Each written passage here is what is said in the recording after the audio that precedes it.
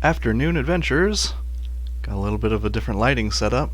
Let's see how it goes. Here today with Divine Soul Sorcerers, Metamagic, mixed with Cleric spells. Level 2. Here we go, there are a lot of them. Let's launch right in. This level, the spells don't group up quite as nicely as the cantrips and first level spells did, so I'm basically just going to go down the list alphabetically, and I'll try not to ramble on too long for each one. We'll see what happens. Let's dive right in with one of my all-time favorite support spells, Aid. Aid, there's really one clear option when it comes to Metamagic. That's the extended spell. Making this spell last 16 hours instead of 8 means you cast it once and your whole adventuring day, no matter how much is travel, no matter how much is combat or social interaction or exploration, it's going to last you the whole thing. Alternately, you can cast it before you take a long rest and then get your spell slot back, and then still have 8 hours to do what you need to do. So if you're camped outside of enemy territory, or perhaps you have a fast means of getting to the dungeon, quote unquote, you cast Aid at a high level before you sleep, get that spell slot back, and then you have a bunch of extra HP. Or, 3 of your allies have a bunch of extra HP for the adventuring day. Otherwise, there's not a lot you can do with it. You could quicken it. There's not really much point in most situations. You could cast it as a distant spell, same thing. So, extended, really the primo choice for Aid. Next, Augury. You could cast Subtle Augury if you want, in like a social environment, to just sort of be like, hey guys, I got a bad feeling, or I got a good feeling, without overtly casting a spell. I've mentioned before, sometimes you're in a situation where you don't want to outwardly cast spells because NPCs might not take kindly to it, especially if you're in a negotiation or speaking with someone who maybe isn't the friendliest toward you. So that could be useful. Seeing as Augury isn't a combat spell, that's about the only metamagic that speaks to me. So on to Blindness Deafness. This is a great spell against spellcasters. Taking away a caster's ability to see you and your allies takes away their ability to cast a large variety of spells on you and your friends. So, Subtle Spell will help you to cast this without getting counterspelled in return, and that is always such a great thing. Spell is also a good candidate for the twin spell metamagic, being able to take away 2 creatures' sight at the same time. Super good. You could also cast it as a heightened spell. Some high-level spellcastery types have features like magic resistance that gives them advantage on saving throws against spells, so to give them disadvantage would help cancel that out, or in other cases, just giving someone disadvantage means they're unlikely to succeed, which is what you want when you're casting a spell that does nothing on a successful saving throw, like Blindness Deafness. On to Calm Emotions. This is another out-of-combat one that you could use subtly if you want to calm down a situation and you think that casting a spell might rile things up more in a different way. So, being able to calm some people down, make some people less hostile without giving any sign that you've done so, may make them feel like it's their own choice, which can be really good in a social situation. So, subtle for that. Continual Flame is an interesting one because none of the metamagics really apply to it at all. You could cast it as a distant spell to put a Continual Flame on something high up, or you could quicken it if you really want to, but why? So, Continual Flame, I actually don't think there are any metamagics that really benefit it. Enhance Ability. You can twin onto 2 creatures, although you can also accomplish this by casting as a 3rd level spell. You can also extend it, as it has a duration of an hour, so you can double it to 2 hours. Now, personally, I would also cast it as a 3rd level kitted on 2 creatures in most situations. However, I say that having never actually cast the spell before. It's usually not super necessary, but if you need it, those are some options to enhance the casting of it. Find traps. Don't cast Find Traps. That's your best option. But if you do cast Find Traps, you can cast it as a distance spell. Its range is blocked by things like walls, so in most cases, casting it as a distance spell is still probably not going to gain you much. But if you happen to be in just like a really big open area, and you're like, I wonder if there are any traps here, I want to take maybe some of the pressure off the rogue, I guess it's an option. It's not a good spell, so I'm going to move on. Gentle Repose. Similar to Continual Flame, there isn't really much you can do with this. It's too long to extend. Range usually isn't a factor, so is casting time. I guess you could cast it as a subtle spell, but again, there's not really a point in most cases. Gentle Repose is generally like something nice, something good that you do for a deceased person to prevent them becoming undead and preserve the length of time they can be revived. So, probably not a lot of reason to hide that. Hold Person is another phenomenal spell. It's also on the sorcerer list, but I'll mention it anyway. Quickening a Hold Person into something like Shocking Grasp, or really any attack cantrip, will give you a nice auto crit as long as you're standing within 5 feet of the target. Note that doesn't say melee attack. The rules on paralyzed say attack from within 5 feet. So you can still do things like a firebolt. And if you're, let's say you're a tier 2 adventurer, you paralyze someone with a quickened Hold Person, and then walk up to them and firebolt them in the face and hit them with the attack. Now you get a critical firebolt for 4d10 fire damage. Alternately, you can twin it if you're casting it at 2nd level, although similar to Enhanceability, if you casted it at higher levels, you get more targets, so you can stack that onto a different metamagic, or stack a different metamagic onto a higher level casting. Allowing you to quicken a Hold Person against multiple creatures. And then if they're standing close enough, you could actually get a twinned cantrip onto both of them.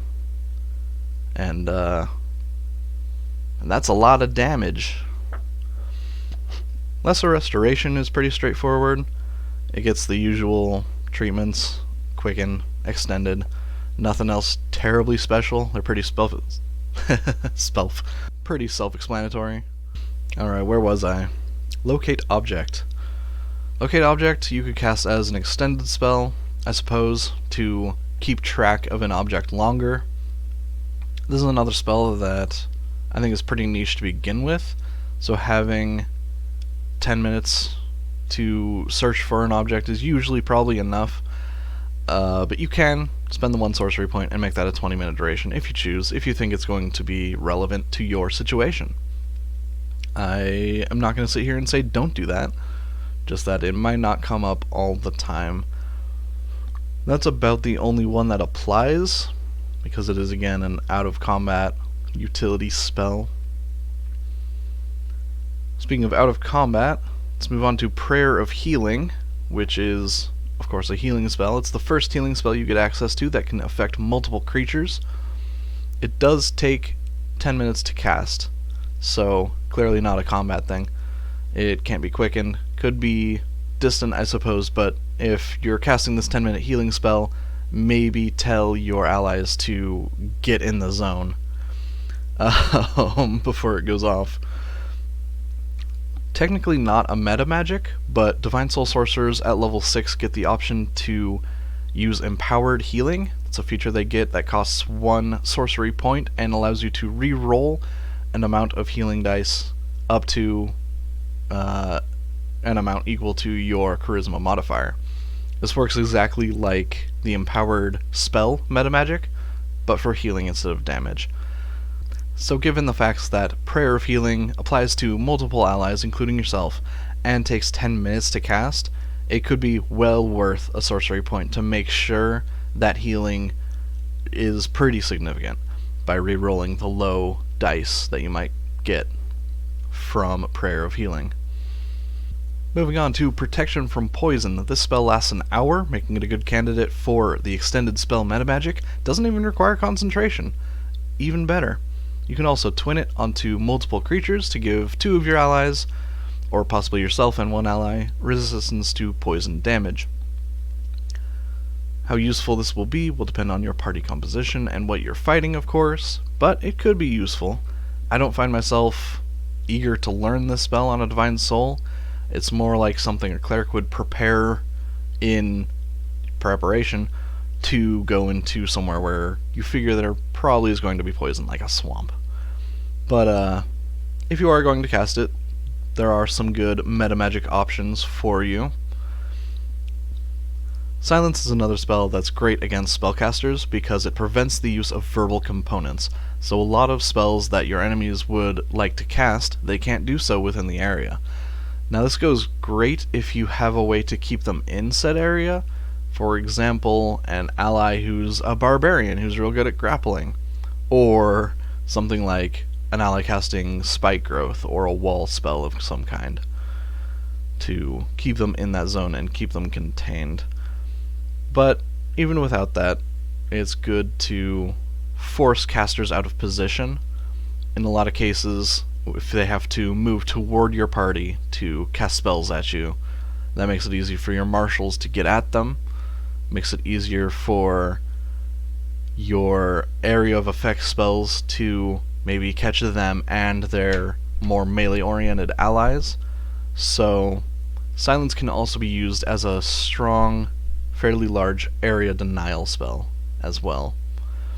You can also extend Silence, as it has a 10-minute duration, so you can extend it to 20 minutes for use in espionage and other sort of utility use, when you want to be quiet and not produce sounds that might alert guards, etc. Forward to Spiritual Weapon.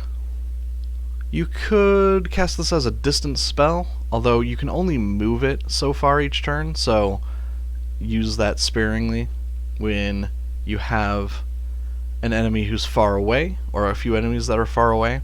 You could have your sword over there harrying them, dealing a little extra damage with your bonus actions. It's never a bad thing. It already has a pretty good range at 60 feet, so how much use you'll get out of that is up to you. Now, Spiritual Weapon is interesting also because as a subtle spell, I could see somebody deceiving NPCs into believing that the weapon has come out of nowhere, that maybe it's the tool of an assassin who's come to murder somebody or some such, and roleplay out this deception of maybe doing something, whether it's trapping the weapon in a wall of force or maybe casting Dispel Magic on your own weapon to make it appear like you have helped this NPC, that you've saved their life. I don't know, that's just off the top of my head, but it could have some interesting implications for creative use with Subtle Spell. I encourage creativity 100% all the time, so I figured I should bring that up. Otherwise, you could cast it as an extended spell, but it only lasts a minute to begin with, so that's often not going to be a real issue. Although if you have some warning that a fight is about to start, or for example if your team has set an ambush for some enemies, you could cast it in advance so that you don't have to spend your first bonus action, and you can use your first turn in combat to cast a different spell as an action, something like a control spell like Hypnotic Pattern or Wall of Force, or something damaging like Fireball or Cone of Cold, and also have the Spiritual Weapon puttering around. Stacking Spiritual Weapon and another spell, classically Spirit Guardians for clerics, is one way that clerics can get a lot of damage out with their spellcasting. And so having access to Spiritual Weapon with the full suite of sorcerer spells just makes the combination even better. So being able to cast it before a fight, if you can, is never a bad option, and extended spell helps with that. Can help with that. Anyway, on to the next one, Warding Bond. This is an interesting spell because it makes you take more damage, which as a sorcerer you usually don't want. But as a sorcerer with lots of healing, it's probably just fine. One interesting thing with Warding Bond, on a Divine Soul specifically, is that if your ally gets hit and has resistance to the damage and you take the same amount of damage, then you can twin a healing spell onto both of you.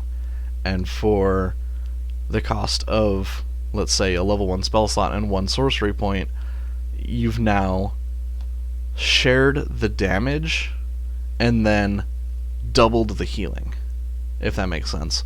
So if, for example, your friend takes 15 damage, let's use an even number, takes 16 damage, and has it to 8 because of resistance, you also take 8, and then you twin a Cure Wounds onto both of you for 1d8 plus 4 or so. Now you're pretty likely to just fully heal both of you, and that whole 16 damage hit is just nullified. Now, of course, this isn't going to keep up if your ally takes multiple similar hits, or takes one strong attack like from a Dragon's Bite or something. Healing usually doesn't keep up, but Warding Bond and Twin Heals are a good way to mitigate that and really push you ahead in that race. As for Metamagic, though, Warding Bond doesn't work with Distance Spell, and here's why. The spell description says that if you're ever more than 60 feet apart, the benefits of it don't apply until you move into that range again. That is separate from the spell's actual range, so if you cast the spell as a distance spell, you can make the connection with somebody at farther than 60 feet, but they don't gain the benefits until they're within 60 feet of you. You technically can twin Warding Bond, which is also interesting because it makes, again, that damage split happen from 2 allies, which can be very, very dangerous if you all 3 get hit by an AoE, as you're taking half of ally A's damage, half of ally B's damage, and all of your own damage. Hopefully you have enough health to keep up with that. That's always a risk with Warding Bond. AoEs are sort of its weakness, and twinning just exacerbates that issue. You can also use Warding Bond as an extended spell. It lasts for an hour normally, which, if you've been watching, you know by now, I'm always a fan of making a 1 hour spell a 2 hour spell, and Warding Bond fits the bill. And lastly, Zone of Truth, which is another out of combat sort of utility spell. There's not a lot you can do with the Metamagic. You could extend it for a duration of 20 minutes, although most interrogation questioning scenes, in my experience, don't really last that long, so how much that's necessary is going to depend on your campaign and your group and your DM, how long you guys all sort of collectively decide these scenes take. You could also, mechanically, you can cast it as a subtle spell, but creatures know when they're under the effects of Zone of Truth. It says that in the description, so subtle spells really, really unnecessary. All in all, there's not really a lot you can do to Zone of Truth with Metamagic to make it better. It kind of just is. And that is all of the level 2 spells in the Player's Handbook for Clerics.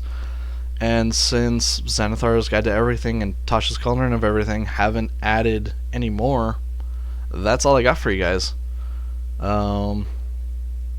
Yeah. Thanks for watching. And if you want to see the rest of the series, I would recommend hitting subscribe, because the YouTube algorithm doesn't know who I am and probably won't suggest the next one to you unless you do.